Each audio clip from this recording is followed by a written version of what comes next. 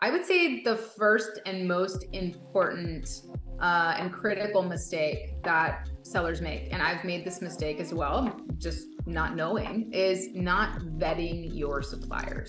So that's important. And then also when you get on a call with that supplier and you talk to them, you can ask them, you can get on a WeChat video call, you can ask them to take you around the factory. And I would like you to explain why you started looking a little bit further than China. Obviously, China is a fantastic manufacturing country. However, there are other countries out there and there are other options. So I want you to, first of all, start talking a little bit more about Mexico, why you started focusing a little bit more on Mexico, and all of the incredible trips that you are creating, all of the things that you are doing, and the Mexico trip. In 2023, should you still be sourcing your products from China, or are there alternative markets where you should be getting your products from? In this video, I'm interviewing Amy Weiss, who's the CEO of Amazing at Home and an incredible Amazon expert, speaker, consultant. Amazing at Home is a consulting company, and she has helped support thousands of sellers launch their products successfully on Amazon in the US. We're discussing the common mistakes that Amazon sellers make when they start sourcing their products, and where you should source your products other than China, maybe Mexico. Let's see. What we're going to be discussing today, and we're just going to get started. We want to talk about sourcing, and we want to focus on sourcing and the common mistakes that you have made as a seller, and the common mistakes that you see other sellers make, because you coach so many incredible sellers and have been coaching so many incredible sellers for a numerous amount of years now. But also, after we talk about this, and I want people to get excited, because we're going to be talking about a little bit more information about, where you should find suppliers. Is China the only option? What about Mexico? Why are we talking about Mexico? Keep watching the video till the end. But let's get started with, first of all, talking a little bit about, the common mistakes, maybe 3 or 4 mistakes that you have made yourself, and mistakes that you find other sellers make when it comes to sourcing. Yeah, so many fun mistakes that all of us make. I would say the first and most important and critical mistake that sellers make, and I've made this mistake as well, just not knowing, is not vetting your suppliers. So most of the suppliers that are on Alibaba, for example, are third parties. They may be officially representing a supplier, or actually be that factory's point of contact. But a lot of them are just third parties that are sourcing, and they don't have any affiliation with that factory. So, and one example is in our mastermind group, we take you through all the advanced sourcing and every step to vetting your supplier. We have 7 steps to vetting your supplier, and we recommend a factory audit.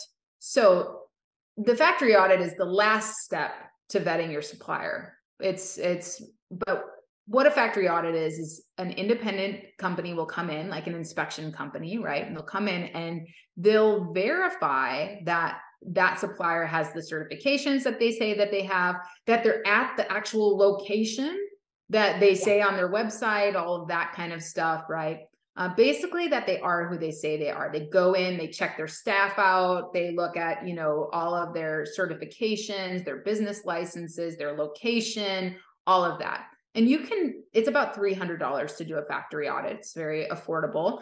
And so we had a seller in our group, and she was talking to this really great supplier. They were very responsive. She had gotten multiple samples from them. Everything looked great. She decided, you know what? I really like this product. I'm going to just do a factory audit just to double check. I mean, it feels really good. I've checked multiple factories. I like this one the best. I'm going to do the factory audit. She sends in the factory audit, and she gets a report back. And the person that she's been talking to this entire time is not on the staff roster at the factory at all. They're not affiliated with this factory. So this is a person that she would have been paying, she would have been dealing with, and she was creating a little bit of a unique product. So imagine, you're not dealing with that factory at all. That's a third party. So really important. And the last step to vetting your factory could be a factory audit. The first step to vetting your factory is just knowing your manufacturing process. So if I'm making water bottles, this is my water bottle from Amazon Accelerate, everyone, see? If I'm making water bottles, I should make sure that I know how a water bottle is made. What kind of machine makes a water bottle? Is it plastic injection molding? Yes, it is, right?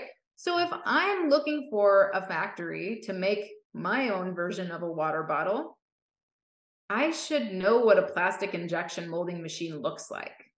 Because then when I go on Alibaba and I look for plastics manufacturers, right? And I look for, I find this similar bottle to what I'm looking for. Alibaba's great. We can search by photo, 1688, we can do the same thing. But then when we click on their website, we click on their page and we start scrolling through the pictures of the factory. Do we see any machines? Are there injection molding machines? Or do we just see people at an assembly line? The reception, that looks really nice. They always put like the picture of like a really nice reception with a like a nice sign and everything. So yeah. Yeah, which is great. You want them to have really great showrooms and stuff like that. But if you're creating something and you're differentiating a product, there's nothing wrong with going with a trading company if you're just sourcing a stock product. If I'm sourcing this water bottle stock and I'm just putting my logo on it, cool, there's nothing to protect there. I don't care. If I get a good price with the trading company, it's fine, right? But if I'm changing this up and I'm going to create a little bit, I want to add lights to mine. Mine's a flashlight water bottle, right? If I want to add lights to mine and I'm going to a factory, I'm going to make sure that that's a factory and that they are who they say they are before I release my designs and everything to them. Right? I'm going to make sure that I have the right contracts with that factory, that they're able to be held to a contract, right? So knowing your manufacturing process is huge because then you can go through the websites and look and see, oh, okay, well, this manufacturer actually looks like they make water bottles, right? They have injection molding machines, so knowing that, and it's so easy, like literally there's shows called like How It's Made. You can look it up on YouTube.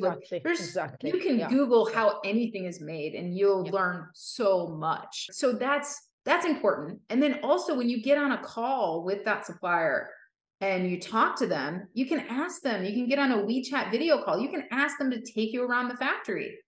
And that's going to tell you, hey, okay, they don't have any machines there. And I can't tell you how many suppliers I've been on calls with for my clients.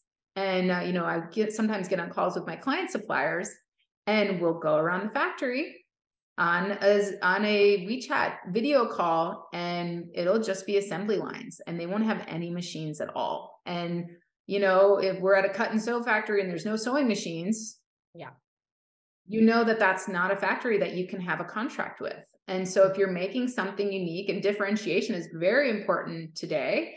So if you're going to differentiate slightly and have your own spin on a product, you don't want that supplier selling against you online. You don't want that supplier giving your idea, your differentiation to other sellers, right? So that right there, just vetting your factory, understanding how you can protect with contracts, understanding the local laws of the country that you're sourcing in, and understanding your manufacturing process and being able to vet your suppliers and taking that last step of a factory audit, game changer. Perfect. So would you say it's not enough for somebody that's starting out to just look at verified or gold suppliers on Alibaba? Because I feel like when people see the verified or gold supplier, they think, oh yeah, it's perfect. They must be a fantastic supplier. So is it not enough? No, yeah, I know there's a lot of gurus out there that make YouTube videos that say, here's how you filter suppliers on Alibaba. And it is good information. I mean, but you have to realize that anyone can pay for those features on Alibaba. So it's important to still vet that supplier And also to kind of know a little something about your manufacturing process so you can take that a step further. I know a guy who's like a 10-year gold supplier on Alibaba, and he's just literally a guy in his apartment sourcing cell phone accessories from different factories. Yet he is a factory on Alibaba, and he has like all the best ratings.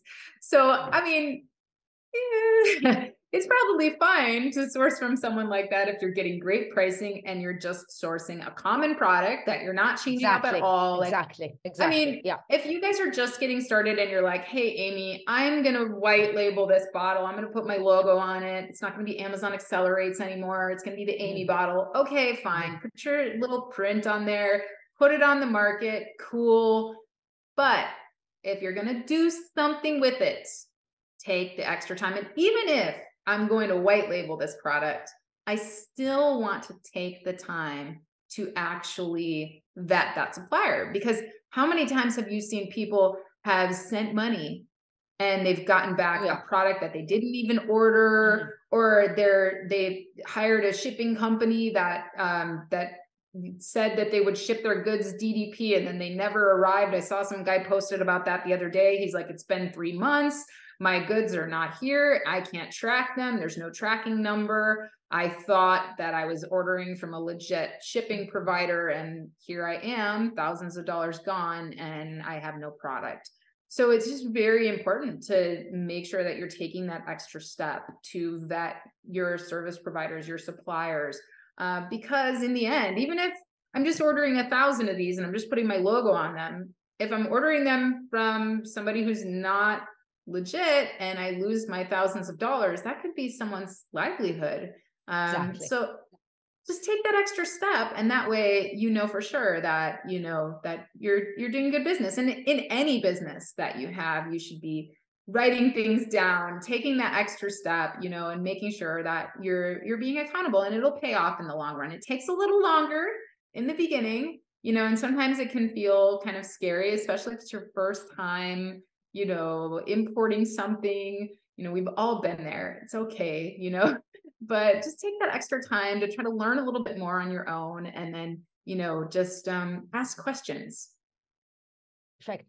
Amy, I personally get a lot of feedback from new sellers that are starting out, and they're starting their, sourcing journey, because it is a journey of talking to different suppliers. And it could be that they're not really creating anything different, like you said, maybe just white labeling a product, or like they're creating something completely new and differentiating.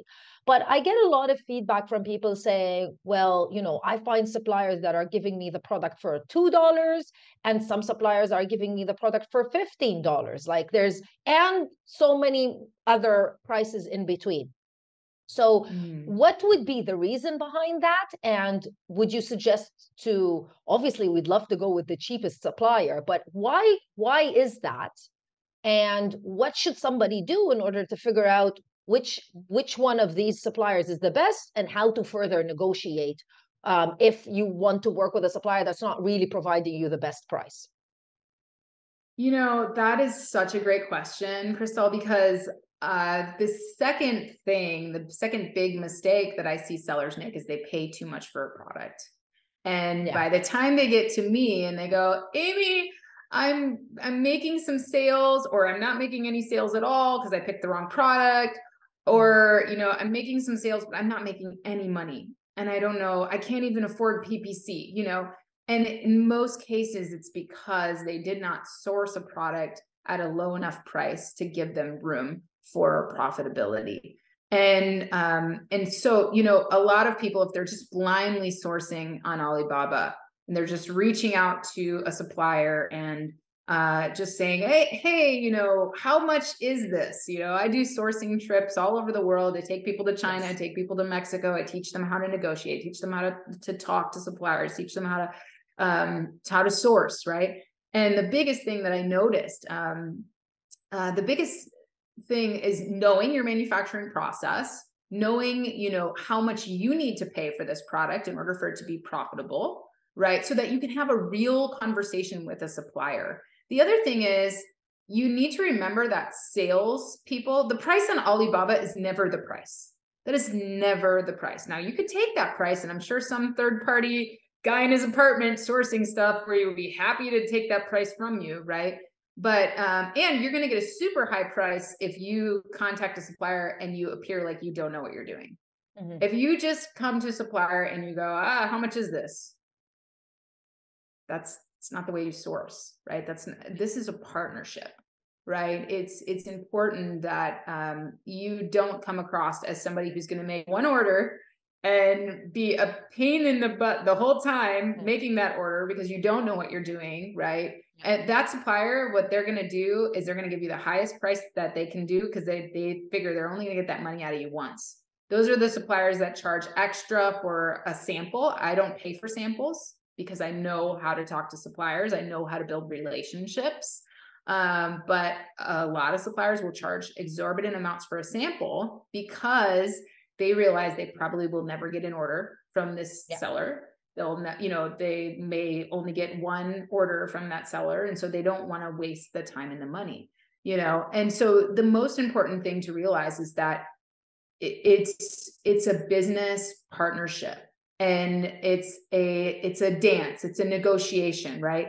And it's important to build those relationships. It's important to talk to the right person. Amy, as you're talking about Canton Fair, I'm very happy that you actually talked about it because it's a perfect segue to talk about the other location or country where you're currently focusing on. And I would like you to explain why you started looking a little bit further than China. Obviously, China is a fantastic manufacturing country. However, there are other countries out there and there are other options. So I want you to, first of all, start talking a little bit more about Mexico, why you started focusing a little bit more on Mexico and all of the incredible trips that you are creating, all of the things that you are doing and the Mexico trip. And we're then going to tell everyone about the Mexico trip so that, they're watching this video and I'm sure they're going to be able to go and check it out. We'll leave all of the links in the description box, of course, but please go ahead. Yeah, so thanks for giving me the opportunity to talk about Mexico. I know that it's kind of new and different for a lot of people, but it's an intriguing sourcing destination because many of us sell in the US. It's the largest marketplace, right? And there's a lot of retailers in the US, a lot of sales channels for us. And it's sometimes hard to get products into the US. At least our stuff with China has not been easy the last couple of years. We've had a lot of supply chain issues. We've had a lot of shutdowns. So we were looking for an alternative sourcing destination a little bit closer to home. Mexico is really, they have a long history of manufacturing. Like since the early the 1800s is when their industrialization started, and then in the 1900s is when they started in creating their factories and manufacturing. So I mean, they really have as much of a manufacturing history as China does, but the main difference is that so many kind of went to China, so many brands and everything went to China and started setting up factories and everything like that. And so China, positioned itself as the world leader in manufacturing. And that's okay. But we do have other leaders in manufacturing. And Mexico is actually number 2 in injection molding and tooling in the world. There's a lot of electronics companies in Mexico. There's a lot of clothing and shoes companies in Mexico. I live in San Antonio, Texas. And when I look on my retail store shelves, a lot of the health and beauty that I buy, a lot of the, ceramics, kitchenwares, housewares, those kinds of things are made in Mexico. So naturally, somebody with my background, taking entrepreneurs around the world, teaching them how to source, that kind of thing, I was like, where are these Mexican manufacturers? I see all these great products. Like where, I couldn't go to Alibaba and find them. I couldn't go online and search it up and it was very hard. And I was wondering, this was really intriguing to me. I saw all these great products made in Mexico, but I'm like, where are these manufacturers at? Right. So I, partnered with Tim Jordan, and we decided, hey, let's take a sourcing trip. We take sourcing trips everywhere else. Why don't we just go to Mexico and see if we can find some of these manufacturers, right? See what the deal is. We can go to a trade show there. It'll be great. Yeah. So we planned our sourcing trip to Mexico, and there was just one problem. The one problem was that Mexico has lots of great trade shows. In fact, I would encourage you guys, if you're curious about Mexico, Google, whatever your manufacturing industry is, like homewares trade shows in Mexico, or wood products trade shows in Mexico, or leather products trade shows in Mexico, whatever it is, Google that and you'll see lots of great, awesome trade shows. In fact, when I was touring Cintermax, where our next event is, in Monterrey, Mexico, just recently, there was a huge plastics trade show, and I make a product. I invented a better way to clean a cat litter box. So I got a little 3D print here on my desk, but I make an injection molded product, and that product is produced in the United States. It's manufactured and produced in the USA. But that, to me, I was fascinated. So I snuck into this trade show, and I was looking at, and their trade shows in Mexico are just as big and bold and amazing as any trade show you'd find in the US, in China, all of that. Yeah. The only problem is, we e-commerce sellers, we like a multi-category trade show, because we don't just source in one category. Yes. Right? Yes. Most brands, if they're, most brands that are not e-commerce, they usually do stick to kind of one product line, one product type, one category. So it's good for them. But in Latin America, there weren't any multi-category trade shows that we could find. So we started one. Because we're crazy. So we did one. No.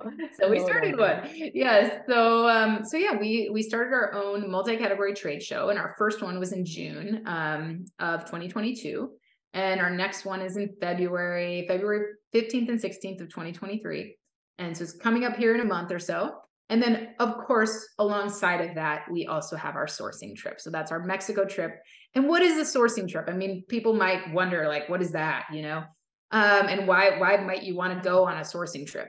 So a sourcing trip is where it's just like a business trip and a conference where you learn how to source, you learn advanced sourcing for that country that you're going to. You might learn some other topics too, like we cover e-commerce topics, advertising, we cover lots of different great things in our conferences, but we also have a focus on sourcing and logistics in that country, because Mexico is not China.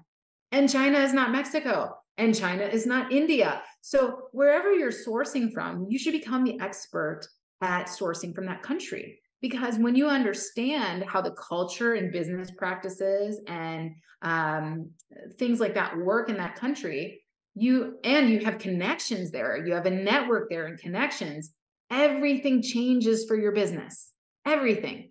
So that's what we do. We take you on the sourcing trip. We have 3 days of conferences where we learn private label strategies, we learn sourcing strategies, we learn all about what you should be looking for when you walk through a factory, culture and business practices in Latin America. Then we take you on factory tours.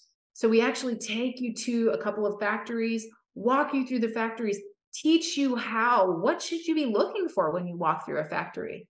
So that way, no matter where you go after that, if you're sourcing from China or you're on a video call with your supplier in India, you know what to look for, you know what to ask for. And you don't have that experience. I'll never forget my first factory visit in China. They were applying logos like this to a dirt devil like vacuum head. It was like a plastic piece that goes on the front of a dirt devil vacuum. And I was watching them hand pad ink the logo on each dirt devil vacuum piece. And wow, did that give me a different appreciation for what it takes to take a product down completely through production and into the packaging and quality control and all of that. And when you understand that stuff, you can have a completely different relationship and conversation with your suppliers. So that's why you'd want to go on a sourcing trip. And like we tell everybody, you know, even if you never source anything from Mexico after you come on our trip, which we hope you do, but you're still going to learn so much about sourcing in general. It's going to give your business an advantage that other businesses don't have. And that advantage can make all the difference in your profits, in your supply chain reliability, all of that. So we take factory tours, we take you out on fancy dinners, we do tourist activities together, and then we attend the trade show together. So by the time you attend the trade show in Mexico, you could just go and attend my trade show in Mexico. I would love it. Yeah. But if you attended our sourcing trip first, and then you attend the trade show, you have a leg up on everybody who's there because you now have an education, you have connections, and you're ready to source for real. You know, one additional thing is I always say e-commerce is a very lonely business because, you know, you're by yourself most of the time. And most of the time you're doing things virtually with maybe other team members, if you have other team members, or you're doing everything alone. So it kind of becomes a little bit annoying when you face problems because you think you're the only one that's facing these sometimes very simple problems that everyone faces when they get started in e-commerce. So joining a sourcing trip and going to even conferences, anything, just being around like-minded people who are looking, because they are like-minded or else they wouldn't come to these types of events. That just gives you so much more power, so much more empowerment, so much more energy, and it actually gives you so much more, you know, so many more ideas to come and apply to your business. And all e-commerce sellers want to do is just share their experience with others, just to let them know exactly, you know, what to do, what not to do. And we're so extremely passionate about what we're doing. So I think that's also a great thing if you're thinking of going to, number one, you'll get a full education, you'll go to an incredible country, and you'll also network and meet other people and just be energized to be part of this e-commerce business. So would you say, Amy, you know, anyone who wants to join the Mexico sourcing trip, does it have to be somebody that's already selling on Amazon? Do they have to be like doing 7 figures a month, or can it be somebody who's just looking into the business? Well, I wish for everyone to do 7 figures a month profit. Yeah, of course. Yeah. But the answer is absolutely not. You could not even have your first product yet. We had people come on our last trip that had one product and or had no product at all, or had just sold their business and they were looking to get re-energized for another round. And as you mentioned, the networking is just crazy. Like you become so close with these people. They become like your family, right? Our Mexico trip chat from last time is still going strong, like every day, you know, people just looking out for each other. And then when they've gone to other events, they like post pictures in that chat, you know, hey, I saw this person at this one. But yeah, so I love like some of the folks that had just like test products and they came along on our trip, they are now just doing so great, you know, like thriving because of all the things that they learned and the connections that they made. And so, you know, it's just wonderful to see the growth, you know, the growth that happens. And I'm so committed to, I don't just have my own events, I attend events. You know, I was just telling Christelle, I'm going to a Tony Robbins Business Mastery event in Florida next week. And I go to so many events. And the reason I do that is because it really makes all the difference. Your network is your net worth. And the relationships that I've built, the connections that I have, I've got a guy for everything. If I need factories shopped in China, I got a guy for that. If I need, you know, a supply, a sample from China locally, you know, brought from one factory to another, I got a guy for that. If I need logistics in Mexico, I got a guy for that or a girl for that, right?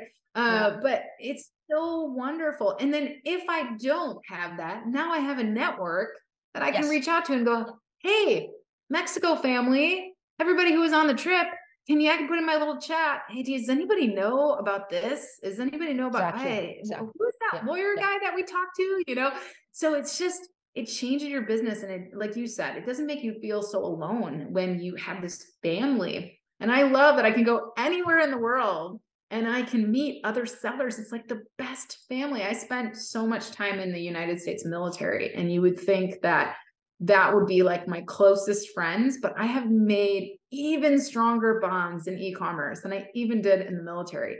So I just love this community and the family, and just the time that we get to spend together is so precious. And it's wonderful that we can all be competitors, but we can build each other up, and we can be from so many different diverse backgrounds, and build such an amazing community. If you want to learn a little bit more about Amy, the Mexico trip, all of the details are in the description box of this video, and I'll see you in another video with more information. Bye.